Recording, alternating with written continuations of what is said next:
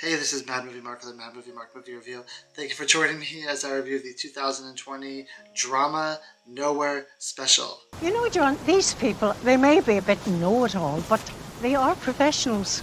Hey, well, I don't know if I would consider myself a know-it-all or a professional, but I do pride myself on giving my most genuine opinions of every movie that I watch. Now, Nowhere Special was an incredibly emotional, basically train wreck.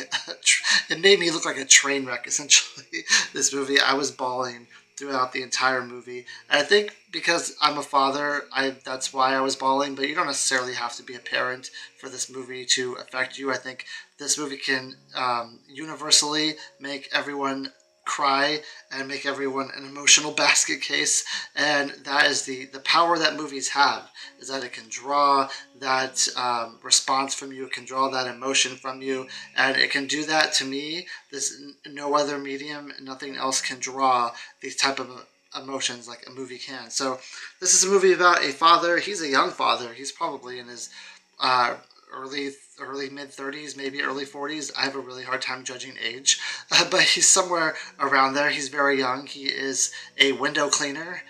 He doesn't do like commercial window cleaning. It seems like he does residential window cleaning for the most part. And he has a son named Michael. Again, I'm very bad at determining age, but he's probably what, 7 or 8, 6, 7, 8, somewhere around there. And John is has about 2 months left to live.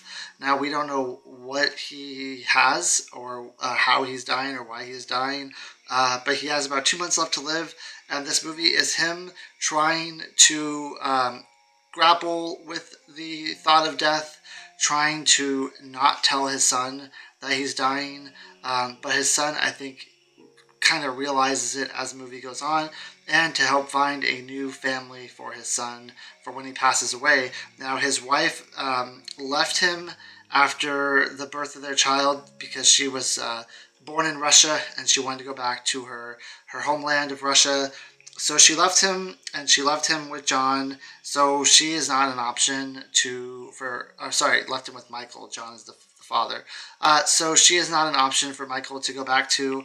So he needs to find a family to take over Michael when he passes away. Apparently, there was no godparents, it would seem. Nothing in the will that would allow someone to just take him over. So he basically is interviewing families throughout the movie, and as he's interviewing these families, you get to learn the relationship that him and Michael have together. Michael just absolutely adores his father, and he wants. Later in the movie, he kind of he goes on these trips, and they talk about adoption while they're going from family to family, and eventually Michael asks, like, what is adoption, like, what is that word? And when he learns what it is, he does not want to be adopted because he does not want to leave his father. Like, his father is his person, his father is his only thing that he has in life. We learn that he loves cars, he loves trucks, he loves uh, there's some sort of specific like truck that he likes in the movie. It looks like it's like a dump truck type of thing. This is takes place in Europe, I think in England, and there's a specific name for it, but I can't remember what it is at the moment. But we learn about the relationship. It seems like as a whole, John has a hard time. Kind of expressing his emotions. He keeps them buried deep inside. He even says at one point, like when he drops Michael off at school, he kind of lets his emotions out, but he feels like letting his emotions out is a weakness, and he doesn't want to seem weak in front of Michael. So he's going through all this, the impending doom of death and the future loss of his child because he's not going to be around anymore. And he's trying to do this all on his own. He's trying to do it all by himself, keeping his emotions in, not letting people really know what he feels like. And throughout the movie, they interview a lot of people. Or he interviews a lot of people, and he says, like, this is the most important decision I will ever make in my life. Like, I know it seems like I'm having a hard time deciding who I want my child to go to, and I know I'm running out of time here, but I really, going through this process, I don't know if I know my son well enough to know who he's going to be happy with and who's going to take care of him. And it really, oh God, I'm almost getting emotional here just talking about it. It really is difficult knowing that you have to just hand your child over to someone for like the next 11, 12 years of their life until they become an adult. And you just have to hope that this small interview process that you went through is going to be enough to know that they are going to take care of them and that they're going to like give your child the happy life that they deserve and the happy life that you want them to have. I personally can't imagine ever having to do this. I have a daughter who's 14 months old, and the idea of having to just try to figure out who I want her to live with the rest of her life is just traumatizing to me. The whole that's one of the reasons why I was just bawling throughout this entire movie is that like the happiness of your child is what matters the most. You want them to grow up healthy, happy. You want them to have a great childhood, and you can kind of try to control that a little bit while they're with you as much as possible. You know, deep down that you are giving them the life that you think that they should have, and you are able to make them as happy as you possibly can because you love that child, because it's your child. But like, how do you know that the person that you're handing that your child to is going to have those same feelings, that they're not going to be some crazy person who's going to abuse or not give them the life that you want? And it's just, oh man, such a roller coaster of a movie. It was the I think the idea, the premise of the movie, the thought behind the movie to me was very impactful. More so than the movie itself, I would say. There's I understand that he has to interview all these people to try to understand if they're going to be good fits for his son. Like, there's his son really wants a dog, he wants a puppy, and there's a couple that they interview that just like absolutely hates dogs because they're like ankle biters and they just don't want them, they don't like them, and it's like, okay, you can kind of rule that person out, you know. And there's another couple that just seems kind of strange. Like, there's a couple that is able to a lot of the couples that he interviews are couples that can't conceive and they want a child, and it's hard to. They're in the adoption process. It takes a long time. There's one set of parents who really want a baby and they're able to conceive. They just choose not to conceive, and he gets kind of upset that they're being interviewed because they just seem like the incredible wrong fit. So yeah, it's a long process. You have to interview a lot of people. This movie does show the interviewing of a lot of people, but to me it kind of dragged on a little bit, like these interview processes. I was much more interested in the interactions and the relationship between the son and the father, and him trying to slowly make his son realize what's going on while at the same time trying to shield him from what's going on.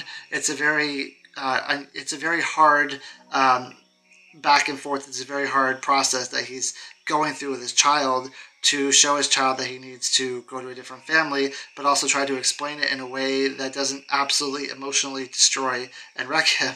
Um, to be honest, with all the people that were interviewed, I thought the first couple like was it. I thought when I saw the first couple being interviewed that that we were at a point in the movie, like, I thought the movie was going in a different direction.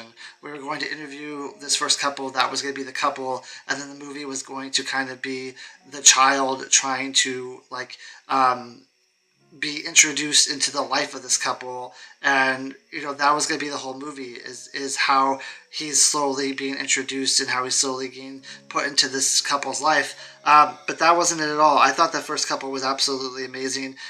I'm not going to spoil who he ends up choosing in case you want to watch this movie. He does make a good choice. I would say the person he chooses is a good choice, but it leaves a lot up in the air. Like, is Michael going to actually intermingle with this family well?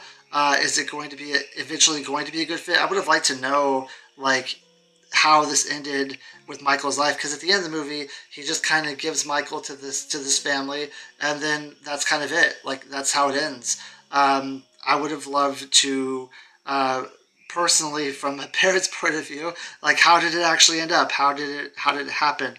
Because I think the point that was the point I was focusing on throughout the entire movie, is that this would be very hard for me to do this. And And then if I were to pass away and this would happen, obviously I wouldn't know how he would intermingle with the family. And maybe that's why they did this, because you're trying to see it from the father's perspective, and it's just a mystery how it's going to go, and you have to just assume that everything's going to be the best. But as like a viewer of the movie, I wish it wasn't that way.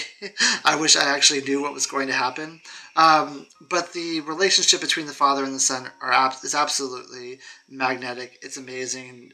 They absolutely adore and love each other. I would have loved to see more emotion from the father. He's really emotionless throughout this entire movie. But like I said, he's trying to guard Michael. He's trying to shield him from the harshness of reality, which I understand.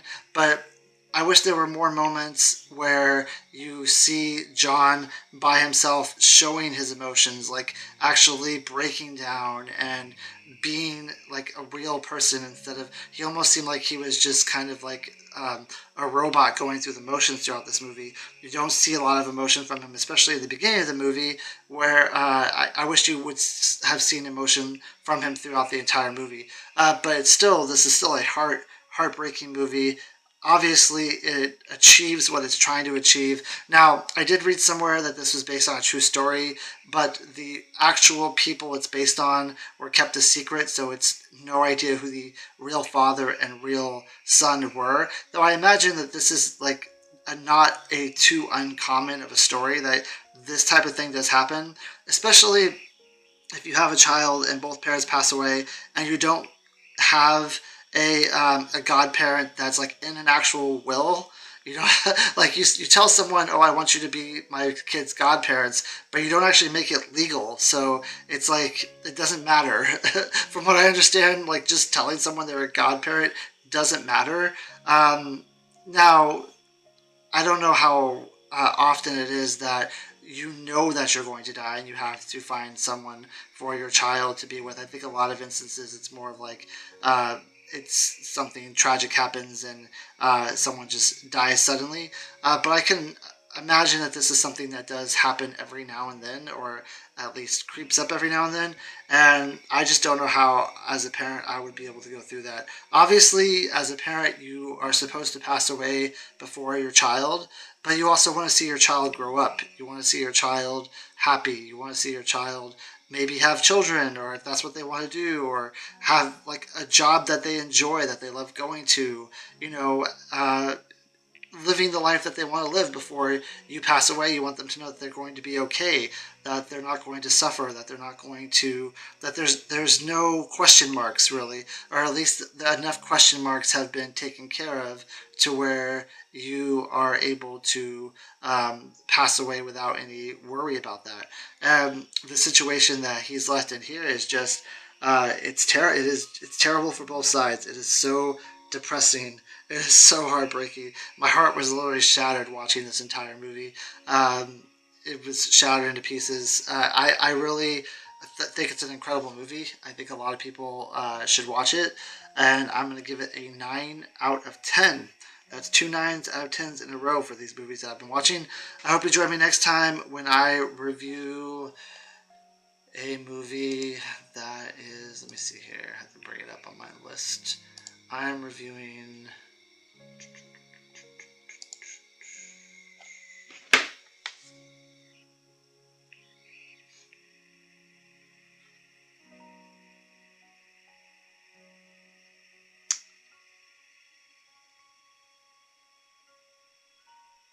I'll be reviewing a movie called Golden Arm, which I believe is a movie about arm wrestling.